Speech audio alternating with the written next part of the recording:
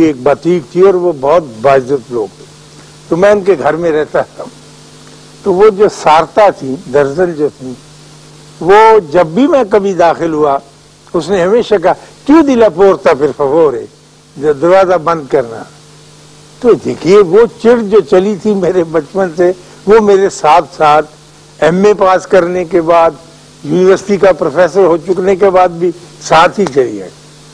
تو جب یہ بار بار بات سننی پڑتی تھی تو بڑی تکلیف ہوتی تھی، اور پھر لوٹ کے جانا دروازہ بند کا. ہمیں تو عادت ہی نہیں اس بات. کبھی ہم آرام سے دھیمے انداز میں گربا پائی سے داخل ہی نہیں ہوئے، اور کبھی ہم نے دروازہ نہیں بجایا، جیسا کہ قرآن میں بڑی سختی سے حکم ہے کہ جب کسی کے ہاں جاؤ تو پہلے اس سے اجازت لے لو، اور اگر وہ اجازت دے تو آؤ، نہیں تو نہ آؤ. اور اگر اتفاق سے دیکھیے، پتہ نہیں یہ 28ویں پارے میں یا 29 میں، اور اگر اتفاق سے تم نے اجازت نہ لی ہو اور پھر اس کے گھر چلے جاؤ اور وہ کہہ دے کہ میں آپ سے نہیں مل سکتا، تو ماتھے پر بل ڈالے بغیر واپس آ جاؤ. یہ کیا پیارا حکم ہے، اور ہم میں سے کوئی بھی اس کو تسلیم نہیں کرتا.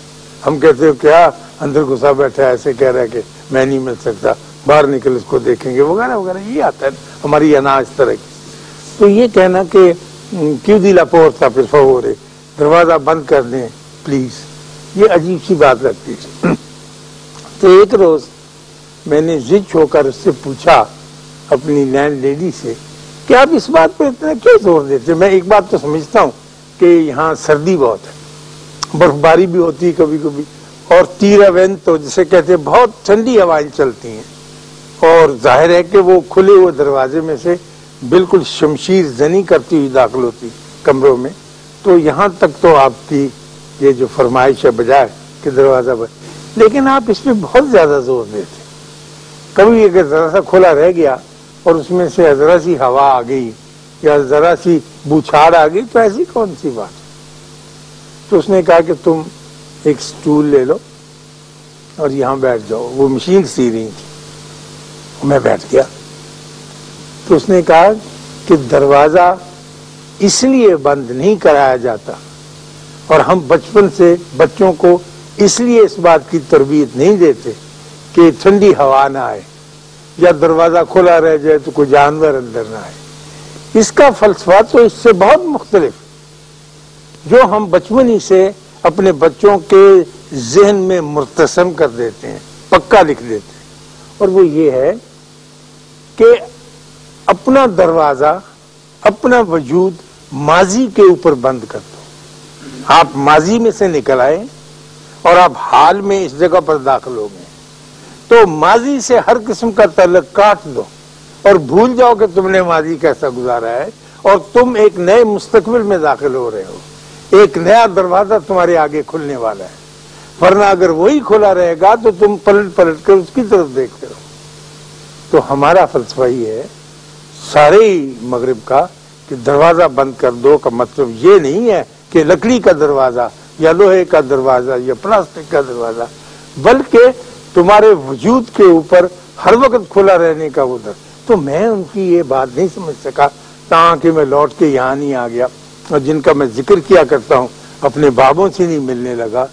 تو بابا نے یہ تعریف بتائی مومن کی کہ مومن کی ڈیفینیشن، مومن وہ ہے جو ماضی کی یاد میں مبتلا نہ ہو اور مستقبل سے خوف زدہ نہ ہو.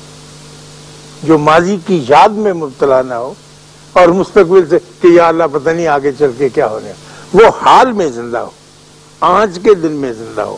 اس وقت مجھ پر یہ ٹائم، یہ روشنی، یہ سایہ اس طرح سے گزر رہا ہے، اور میں اس کے درمیان اس طرح کی زندگی بسر کر رہا ہوں. مجھ کو نہ تو یاد ہے اپنے ماضی کی کہ وہ کیسا تھا، نہ یہ خوف ہے مستقبل کا.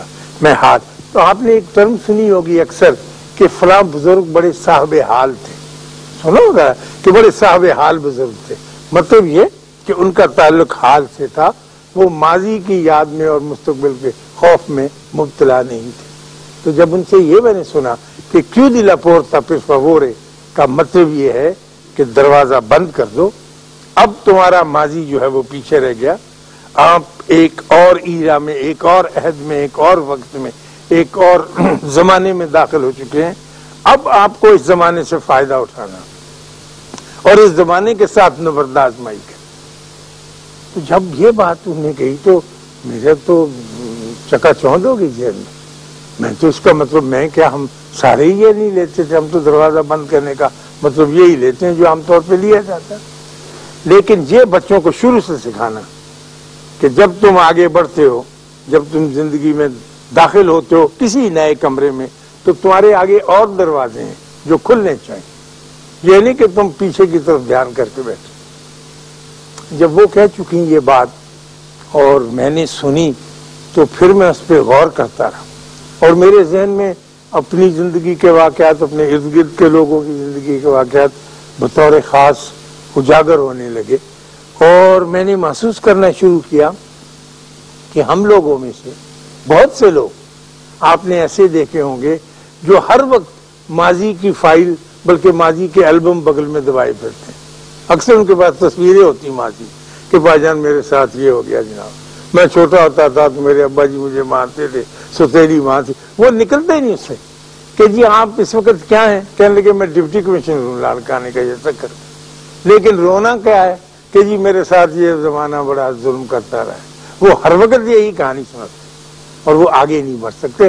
ہمارے مشرق میں، تقریباً سارے ہی مشرق میں، ایشیا میں اور فارغ سے یہ رواج بہت عام ہے، اور ہم ذکر جب بھی کریں گے اس دردناکی کا ذکر کرتے رہیں گے۔ ہماری آپا سبھی ہیں، وہ کہتی ہیں جی میری زندگی بہت بربادی میں گزری بھائی جان، اور میں نے جو مشکل سے وقت کاٹا ہے، یہ میرے بچے ہیں، یہ ایک تو وہاں ورلڈ بینک میں لگا ہوا ہے، ایک یہاں چارٹرڈ اکاؤنٹنٹ ہے، ایک بس ان کو اور بیٹا سرجن ہے، بہت مائکرو سرجن۔ تو کہنے لگی لیکن ان کے خاوند ماشاءاللہ ان کی اچھی تنخواہ تھی، اچھی رشوت بھی لیتے رہے، تو اچھے فرنج بینیفٹس بھی تھے، کافی کامیاب زندگی بسر کی انہوں نے۔ تو اب وہ ہمارے خالو، ہم تو بہن کہتے ہیں ان کو، وہ بھی کہتے ہیں، میں نے کہا جی رشوت لینے، کہنے کہ ہاں بس وہ ہو ہی جاتا ہے، وقت کے تقاضے ایسے ہوتے ہیں۔ میں نے کہا آدھی رشوت تو آپ سرکاری افسر فرنج بینیفٹس کی لیتے، مثلا آپ کی 18,000 روپیہ تنخواہ ہوگی تو ایک کار، ایک دوسری کار، 5 نوکر، گھر مفت کا، یہ اللہ کے فضل سے بہت بڑی چیز ہوتی۔ اس کے علاوہ بھی کہنے کہ نہیں برخوردار، اس کے علاوہ بھی ضرورت پڑتی ہے۔